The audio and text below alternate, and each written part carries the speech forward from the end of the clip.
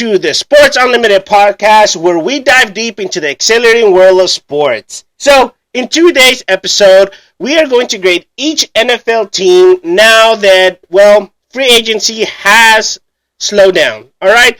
I think that we should grade them and see what they do. Alright? So, prepare for an episode back with insight, speculation, and excitement. This is Sports Unlimited, and I'm thrilled to have you on board for another thrilling episode. So let's jump on in. So starting off with the artist from the Cardinals. So Justin Jones was one of those signings that I actually really like. You know, he's very energetic and his leadership is second to none. So he received a contract, that was well deserved, even though he was quite inconsistent on the field. Okay, but it was a player-friendly deal. Now, they also re-signed Murphy Bunting who secured a lucrative deal due to the limited options in free agency for corners, which is kind of what we expected.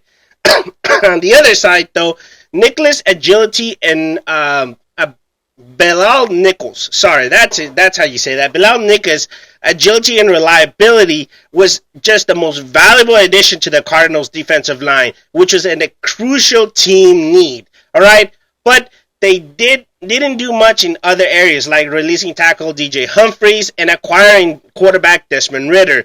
And wide receiver Chris Moore wasn't really anything positive. So because of that, I'm giving them a grade of a C. Next, we have the Atlanta Falcons, okay? So GM Terry Fontanen and coach Raheem Morris secured Kirk Cousins, which was the biggest thing they could have done in this, in this offseason. They really needed a quarterback, and Kirk Cousins was arguably the best addition. Now, despite some minor setbacks as a potential player losses, they did lose.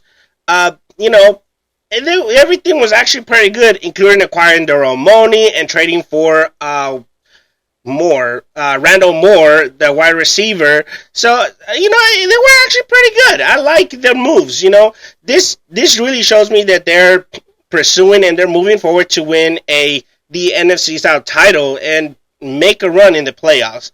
So, I'm giving them a grade of an A. Next, we have the Baltimore Ravens. So, the re-signing Justin Madubuike, my guy from A&M, was outstanding. Okay? He consistently makes impactful plays and enhances effectiveness as a pass rusher. So this was completely earned. I really love Madubuike's contract and everything he did getting re-signed. Now, the Ravens successfully also acquired Derrick Henry, which was something that they were trying to do and thus strengthen their running game. Okay? Now, this does allow them to have a formidable offensive threat, and now they can mostly focus on the defense during the NFL draft. So because of that, I'm giving them a B. I still feel they need some weapons on the outside, some receivers, but I think that's what they're gonna figure out in the draft. Next is the Buffalo Bills. So this is a team grappling with salary cap issues. Okay, it's bad. Okay, GM Brandon Bain is making some moves, but really nothing that I'm impressed with. They acquired Curtin Samuels while investing on key players such as Dion Dawkins and Taron Johnson. However, the departure of depth players and the absence of key leaders like Mitch Morse and Tre'Davious White raised concerns on me personally about the future of how dominant the Bills have been. Okay, I honestly have a lot of speculations about how they're going to do this. Okay. Coach Sean McDermott is really on the hot seat. And if he does not win the NFC or makes it at least to the playoffs and wins the NFC title game, AFC title game, there's going to be questions. But they did get some good people, I gave him a B minus just because they kind of did do some things, but not a lot. Next, I have the Carolina Panthers. So Hunt becomes the fourth guard in the NFL to reach a $20 million per year mark, which kind of addressed Carolina's need in to protect quarterback Bryce Young, which they knew we needed. All right, it was obvious. It was right there. It's what needed to happen. But despite the unexpected trends in free agency, there wasn't really much they did after that. They signed Lewis, which did add some value, but nothing big. And I believe his name, Damian Lewis was the guard, and then Jewell. What is his name? I had it written down here. Josie Jewell, the linebacker. It wasn't really a wow, addition. No, so to me, I don't think they did enough in free agency, so I'm going to give them a grade of a C. Next, I have the sad Chicago Bears. So the Chicago Bears went ahead and traded quarterback Justin Fields for a conditional 6th-round pick. Which, okay, it is what it is. However, GM Ryan Poles had a successful month extending contracts for cornerback Jalen Johnson and adding players like DeAndre Swift, Gerald Everett, and safety Kevin Byard. Two arguably team-friendly deals. They're reasonable, okay? They also acquired Pro Bowl slot wide receiver Keenan Allen for a 4th-round pick, so they didn't pay too big for quite a talented wide receiver. Now, we're not sure what's going to happen now that they have traded Justin Fields. We all know that they are going to get Caleb Williams with the 1st overall pick. We'll see what happens. But overall, I do like what they did, so I'm giving a grade of a B+. Next is the Cincinnati Bengals. So the Bengals have made several lateral moves recently, such as Trent Brown stepping in for Jonah Williams, Zach Moss signing on to replace Joe Mixon, and Sheldon Rankins taking over DJ Reader. However, the additions of safety Stone and Von Bell do make me kind of happy in that they are doing something worthwhile. The uncertainty surrounding what was going to happen with T. Higgins does concern me because they can either trade him away, pay him, or replace him in the draft and let him go. So there's a lot in the air, but adding Stone and Von Bell are going to be Geno Stone and Von Bell are a great addition, so I'm going to give them a B. Next, I have the Cleveland Browns. So Zadarius Smith is arguably one of the best edge rushers in the game right now, and I love what he does. So signing him was a great addition to Jim Schwartz's defense. Okay, his strategy and it was just great.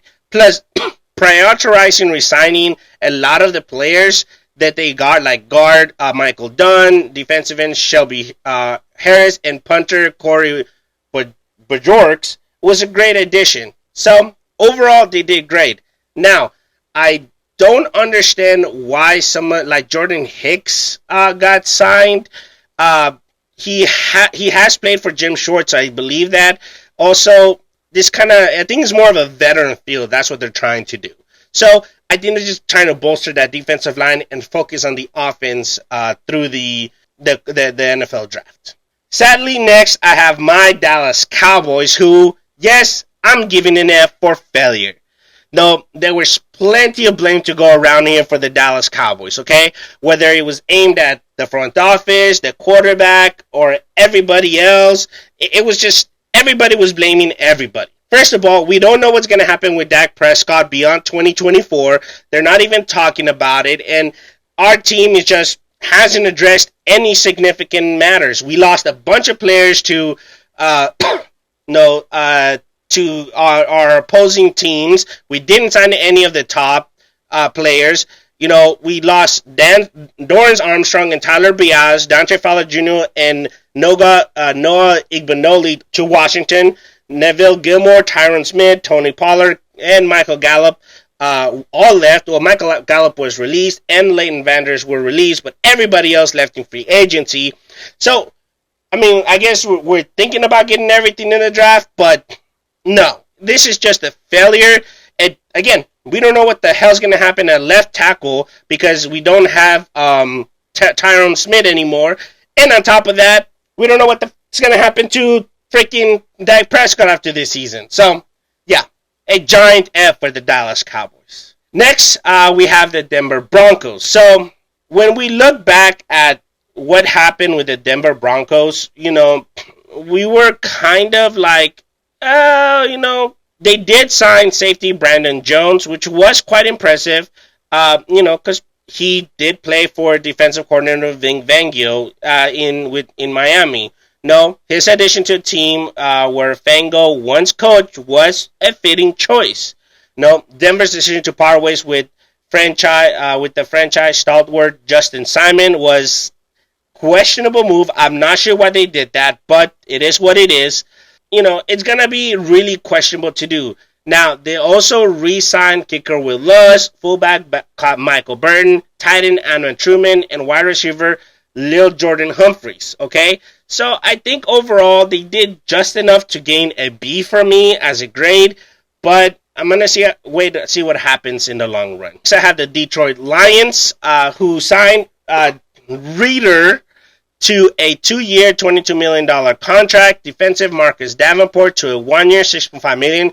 Shout out to Davenport, San Antonio native, amongst a couple other guards to some extent long-term deals. So overall, I think they did great. I feel like they could have done more in the long run. I'm giving them a B+.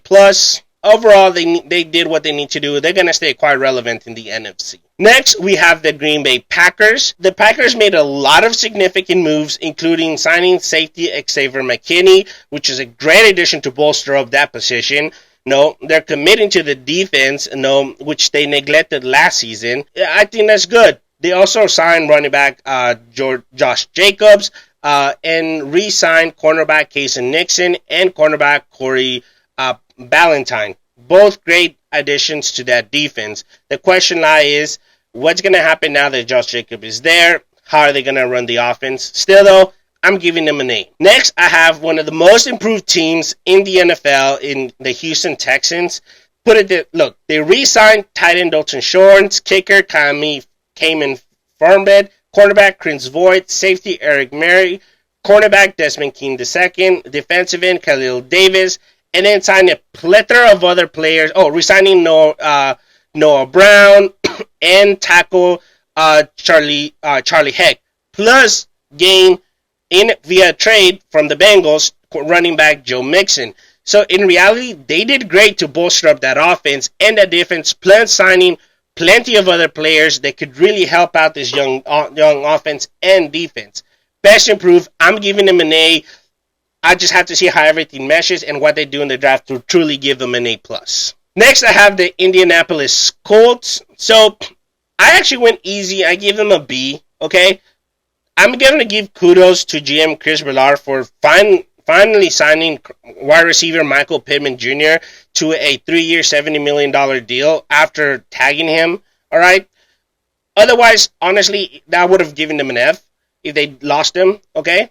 But he prioritized, signing this player. Plus, they also extended contracts for linebacker Sherry Franklin, defensive tackle Grove Stewart, nickel Kenny Moore II, and defensive end Tyquan Lewis.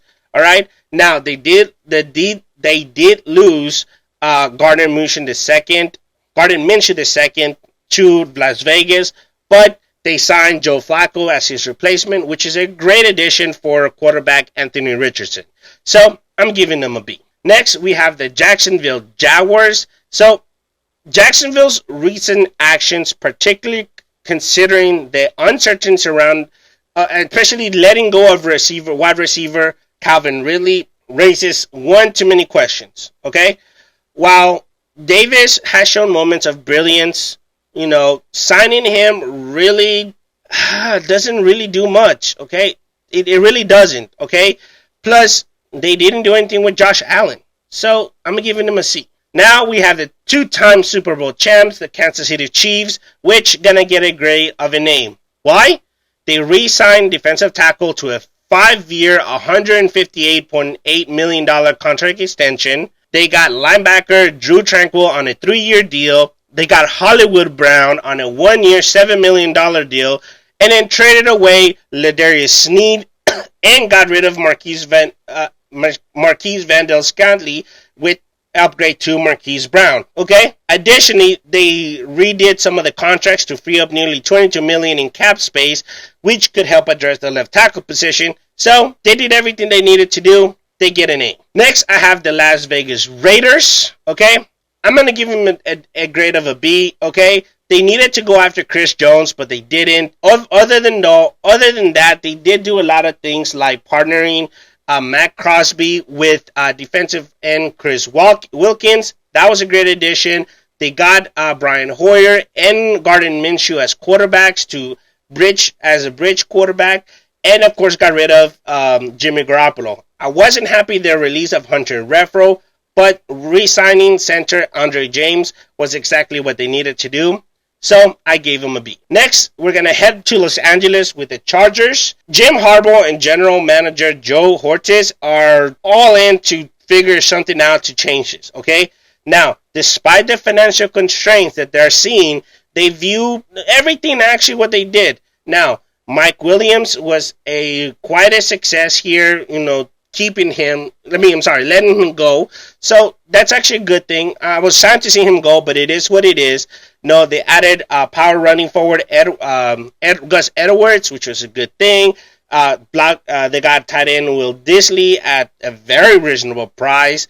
No, and just let go of players that weren't really doing anything with it. Overall, that's a good thing, but I don't think they did enough. I'm going to give them a C. Next, I have the Rams. So getting traded to the Rams for Dotson was actually one of the best things that could have happened to him.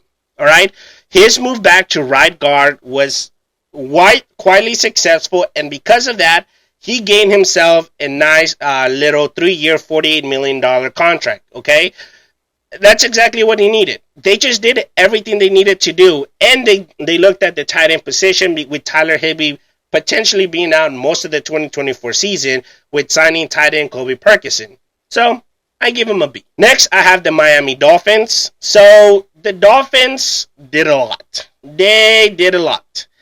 They re-signed linebacker Jordan Brooks, center Aaron Brewer, cornerback Kendall Fuller, but there's still impending contract of quarterback Tua Tagovailoa. Sorry. Now, they did let go of linebacker Andrew Van Winkle, defensive end Emmanuel Ogba, linebacker Jerome Baker, amongst others. So there's just a lot of things that happened. No, although they signed some good players, they let go of a lot of their core players. So I have to give them a C. Next, I have the Minnesota Vikings. So the Minnesota Vikings are likely going to be one of the few teams that are going to get a quarterback here in this year's draft, especially now that they got rid of Kirk Cousins. But overall, no, they also lost Daniel Hunter and DJ Nwambu, which were good. Getting other players like rookie linebacker Ivan Pace Jr. at the same time, Van Winkle's reunion with Brian Flores was actually a really good deal. So I think overall, I'm going to give him a B, but it's a big questionable B. Next, I have the New England Patriots, who were actually quite a lot. Re-signing tight end Hunter Henry and wide receiver Kendrick Bourne was great. They added Anthony Gibson. Re-signed quarterback Jacoby Brissett. Plus, they have the number 2 pick. They also signed tight end Austin Hooper, who was arguably a really good tight end. So, again, they did a lot of good things. Okay, the question here is, what are they going to do in the draft? I'm going to give them a B+, because they did focus on the areas that they needed. There's just a lot of questions here. Next, I have the New Orleans Saints. All right, there was a lot of things that happened here. Okay, there was a lot of mid-tier, talent getting signed here. They did extend safety Tyrann Matthews, release Marker May, release wide receiver Michael Thomas, but they went out and got linebacker Willie Gay, wide receiver Cedric Wilson Jr., and Nathan Peterman as a backup, plus secure defensive end Chase Young. So I think overall, I'm going to give them a B. I'm still questioning what they're going to do here. Now to New York. The New York Giants. So they're strategically utilizing the draft capital from Leonard Williams to secure a lot of young players. I was really impressed with everything they did, like getting edge Brian Burns, which was a critical roster spot. No, they also they signed Joan Runyon, no, which brings a lot of reliability to that crappy Giants offensive line. Plus, he shared snaps with Shen Rain in Green Bay. And then they got David Singletary, who it's really something that they need. So I think overall, I'm going to give him a B. Next, I have the New York Jets. So there's a lot of pressure right now on GM Joe Douglas to take caution when doing everything. Following the acquisitions such as right tackle Morgan Moses and guard John Simon and Tyron Smith were actually quite calculated risk due to their health concerns, but they are all-pro caliber players to protect quarterback Aaron Rodgers. Simply because of that, I am going to give them a B+, but it's going to be a question. Next, I have the Philadelphia Eagles, okay? So the Eagles lost center, Jason Kelsey and Fletcher Cox to retirement, so they needed people to step up. But they did sign Saquon Barkley and Devontae Parker to bolster up the defense, while CJ Gardner-Johnson returned and as a defensive spot from the Super Bowl time, and they got John Sweat and Hanson Reddick to enhance their defense. So overall, they also did a contract extension for Landon Dickerson and Jake Elliott, core pieces of the team. I'm going to give them a B. So next, I have the Pittsburgh Steelers, who got quarterback Russell Wilson and Justin Fields.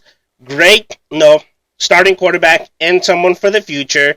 They released a bunch of different players that they did not need, traded away Kenny Pickett, and really acquired Dante Cornerback Johnson. Just did everything possible to really boost up themselves. I'm going to give them a B+. Next, I have the San Francisco 49ers. So I'm going to give them a C, okay, because they didn't do a lot. I think they're trying to look at more of what they're doing in the draft. Plus, there's still negotiations about quarterback Brock Purdy. Despite that, they still signed Leonard Floyd and Yetur Gross-Montans to bolster the pass rush. Plus, they did lose a lot of key players like Armstead, Chase Young, Clelin Ferrell, and John Kinlaw, who really helped them up front. And even though they got the additions of all-pro linebacker Devondre Campbell, I don't think it was enough. So, and there's still questions about what's going to happen to Brandon Ayuk. So, because of that, I'm giving them a C. Next, I have the Seattle Seahawks. So, despite facing challenges in terms of optics and finance, the team actually did a lot possible. They got rid of underperforming players like Jamal Adams and Quandre Diggs, as well as the old guy linebacker Bobby Wagner. They let him go. Although it does hurt, they're still getting, trying to get the young guys. They re-signed Noah Fran, defensive end Leonard Williams, cornerback Archie Burns, edge rusher Darrell Taylor, and then acquired Sam Howell via trade. So they really did a lot of good things. I'm giving a B-. I think they're going young more than any. Next, I have the Tampa Bay Buccaneers. So they re-signed Baker Mayfield and Mike Evans to 2 huge deals. Exactly what you wanted. They French tagged their safety, Anton Whitfield, and re-signed almost everybody that they needed to. Plus, they signed Jordan Whitehead, cornerback Bryce Hall, guard Ben Brenton, guard Sue Opeta, and a backup quarterback John Wolford. All great deals. I'm really excited for Tampa Bay. I'm giving them a. Next, I have the Tennessee Titans. So, it's plain and simple. I'm going to give them a C. I don't understand why they went after Jadarius Sneed. He's a good player, but not somebody that they really needed. They did sign Chibudu Awuzie, center Lloyd Crushberry III. They did sign Tony Pollard and signed Calvin Ridley to good deals, but I'm not really sure if that's everything that they needed. And I just don't know what Coach Brian Callahan is actually doing with this team. So I think at the end of the day, I'm going to give him a C because I just don't understand what's going on. And of course, last but surely not least, the Washington Commanders. I'm going to give them an A. They signed tight end Zach Ertz, defensive ends Doran Armstrong, center Tyler Bidaes, linebacker Frankie Louvu, running back Ashton Eckler, kicker Brandon McManus, guard Nick Allegretti, Edge, Marcus Mariota. Edge, Khalil Ferrell. They got backup quarterback Marcus Mariota, long snapper Tyler Oates, safety Jeremy Chin, linebacker Bobby Wagner, and edge rusher Anthony Pittman. Plus, they re-signed edge F.L. Buddha, safety Jeremy Reeves. And then they got rid of players that they didn't need, like center Nick Gates, tight end Logan Thomas, and tackle Charles Leno Jr. And then I forget, they're also picking at number 2. Washington deserves an A. The only reason they don't get an A plus is because some of these guys are older, like Bobby Wagner. So we have to see how well he does. But everybody else, exactly what they needed to do. I'm worried about Dallas. But that's my grades. Let me know what you guys think. Let's go on to the next thing.